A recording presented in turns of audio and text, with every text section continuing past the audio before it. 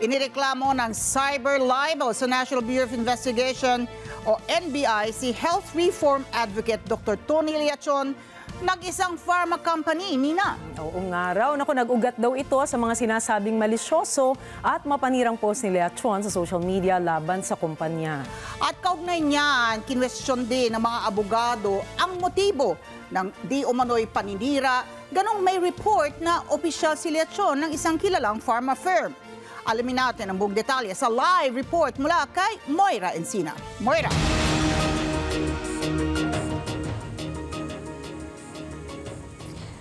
Ali, naharap sa reklamong cyber libel sa NBI ang public health advocate na si Dr. Tony Liachon dahil sa sinasabing demolition job nito laban sa isang local pharmaceutical firm na isinasangkot nito sa mala-pyramiding na marketing scheme.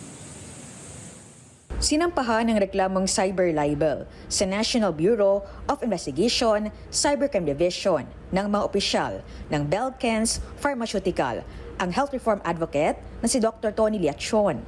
Ang reklamo ay nagugat sa sinasabing mga malisyoso at mapanirang post ni Liachon sa social media laban sa kumpanya.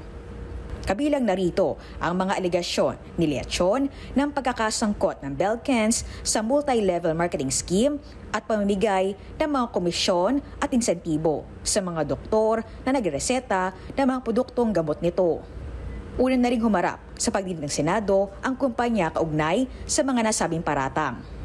Ayon sa mga abogado ng kumpanya, nasira ang reputasyon at integridad ng Belkens at maging ang pangalan ng mga doktor na isinangkot sa kontrobersiya bunsod ng mga post ni Liachon. Baka lumabas na rin po yung mga doktor na nasaktan, na na-expose to public ridicule, na kinahiya, pinagtawanan, inakusahan na naging corrupt itong mga doktor kasi kaya niyong ibenta yung prescription niyo kapalit ng Rolex watch. Sa 14 na pahina ng reklamo, iginit ng kumpanya na present lahat ang mga elemento ng online libel sa kaso. Kinwestiyon din nila ang motibo ni Liachon na sinasabing opisyal ng isang kilalang pharma firm. Meron din hong balita, dating medical director siya ng isang malaking pharmaceutical company. Totoo ho ba yun? At yun ho ba ang dahilan kung bakit binabanatan niyo yung Belkens? Bukod sa Belkens, plano rin nila na mga naapektuhang doktor na maghain ng reklamo dahil maging ang pamilya nila ay nadamay. Maraming doktor ang nais hong mag-file ng kaso, pati ho safety ho nila na endanger po sila kasi pinost po yung mga private cars nila, even their addresses po. Nagbabala rin ng kumpanya, nakakasuhan din ang iba pang naninira sa pharma firm. Doktor ka man, abogado ka man, pinaya mo yung lisensya mo, papanagutin ka namin. Dahil hindi namin papalagpasin na hayaan kayong sirain ang pinaghirapang buuhin na reputasyon at kredibilidad ng Belkens. Sinabi naman ni NBI Director Medardo de Lemos na iimbestigahan ng Cybercrime Division ang reklamo para alamin kung ito ay may batayan para iakyat sa piskalya. Antayin na lang natin kung ano ang magiging outcome ng investigasyon ng ating cybercrime. Sa hiwalay na pahayag ni Dr. Tony, sinabi na nanindigan siya sa pagsapubliko sa mga issue laban sa kumpanya.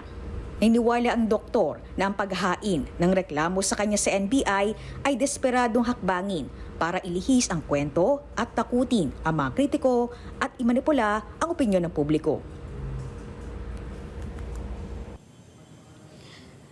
Ali, balak rin ng pharma firm na isulong ang pagkansela ng lisensya sa pagka-doktor ni Dr. Tony sa oras na mapatunayan ang kanilang reklamo laban na dito. Aminado rin ng kumpanya na malaki ang epekto sa marketing ng kanilang mga produkto ang mga alegasyon laban sa kanila. Ali? Moira, kung hindi ako nagkakamali, isa sa mga mahalagang elemento ng krimen ng libel ay kailangan patunayan muna ng gagaling na kailangan merong malicious intent. Nagkaroon kami ng pagkakataon na makausap si Dr. Tony Liachon sa programa namin sa umaga, ang ASPN. Sa kanya is yung ethical standards ng medical profession.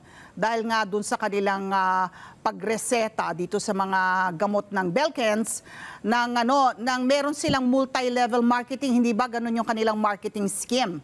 So, yung pinagmumulan, parang ang intensyon ni Dr. Tony Leachon sa pagkakaintindi namin nung interview ay yung mamantine yung ethical standards ng medical profession.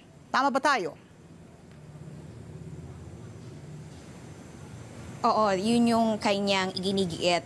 At, pero sabi naman ng kumpanya, Ali, bukas sila sa investigasyon sa ng lahat ng ahensya kasi gusto din nila malinis yung kanilang pangalan at iginigit naman nila na alinsunod yung mga patakaran nila, wala silang nilalabag sa batas. Okay, patuloy nating aantabayanan itong kaso na isinampa laban kay Health Advocate Dr. Tony Leachon. Maraming salamat, Moira Encina. Maraming salamat sa inyo pong pagsubaybay sa Mata ng Agila Primetime. Para malaman ang matatag, matapang at matapat na mga balita, i-follow lamang at mag-subscribe sa @Net25 TV.